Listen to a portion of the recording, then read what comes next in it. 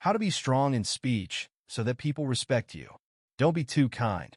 Sometimes you will notice some people saying so-and-so has a strong personality and so-and-so has no limits and so-and-so has a strong heart and so-and-so speaks the truth.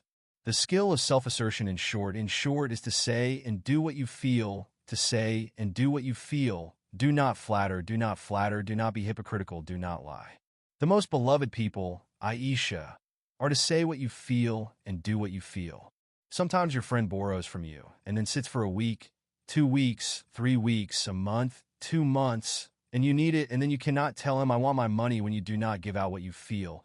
So you have a weakness in self-assertion, so you become silent, and then keep quiet until that silence and that feeling turn into hatred towards your colleague, so you lose a loss. Companionship and a loss of your money. And the reason is very simple. You did not express what you feel.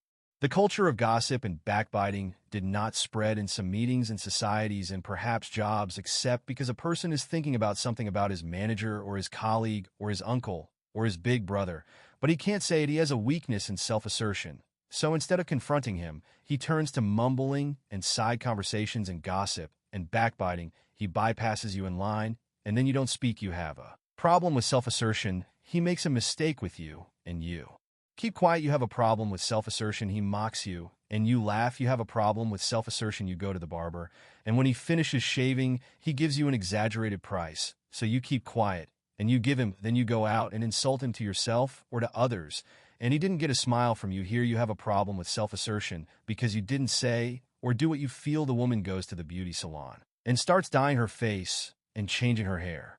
Then they take a very large amount from her.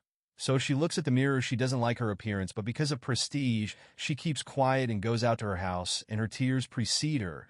Then she goes to the laundry in her house and washes off the makeup, and the drops of water mix with the tears here. She screams and thunders and foams and threatens, and there she was in front of the worker laughing and smiling.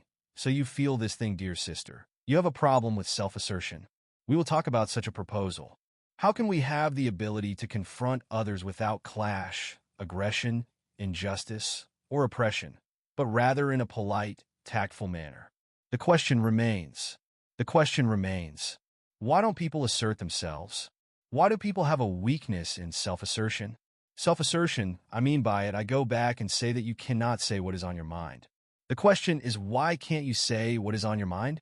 First, we take it from its old causes, the culture of respecting elders. It is an authentic Arab, Islamic, and Islamic culture. None of us does not respect our elders. Excellent. But what are the limits of this respect? Are the limits of this respect that I cannot say my opinion in front of him? The limits of this respect are that I cannot say no to discuss with him, to express my point of view, to express my feelings in his presence.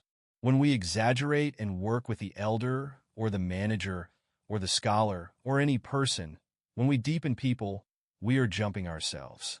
I will give you just a very simple example. I will ask you a question. You see, we are in a training course called a training evening. The role is in which the speaker becomes the receiver and the receiver becomes the speaker. Now, the remote presenter, is this big or small? This is small. Okay.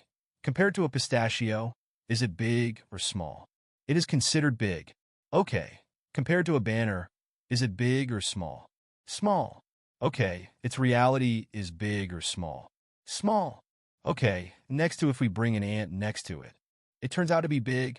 Okay. Its reality is not big or small. Well done. Its reality appears through comparing it to what?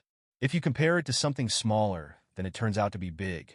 If you compare it to something larger, then it is small. It is small.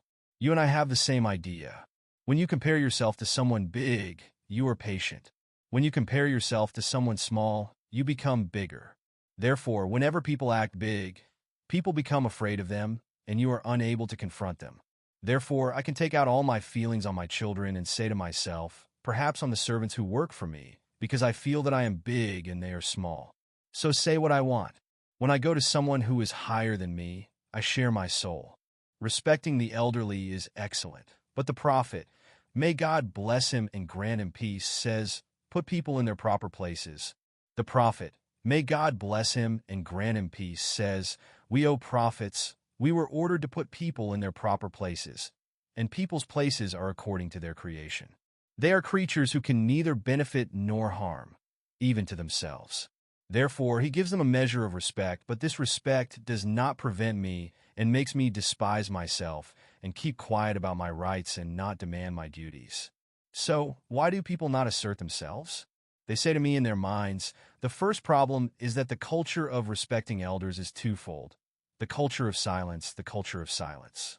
We promote silence and say that silence is good, and if speech is silver, then silence is gold. This is incorrect. Okay, you say as you wish. It is incorrect.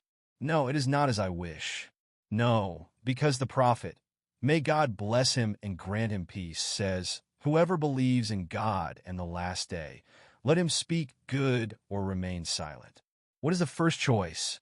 Let him speak. Let him speak. The first choice is for a person to speak. If he is not able to say something good, he goes to the second choice.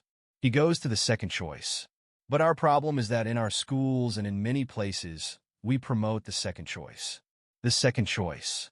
Look at the schools. Whoever gets a certificate, the ideal student is the one who does not speak, move, discuss, harass, or object.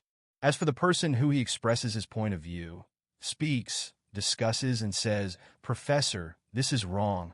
Sometimes we call him this or this. We call him annoying, deficient, or a source. If we want to go on a trip, we don't choose him because he gives us headaches and is annoying here. No, because he asserts himself, and people don't like those who assert themselves.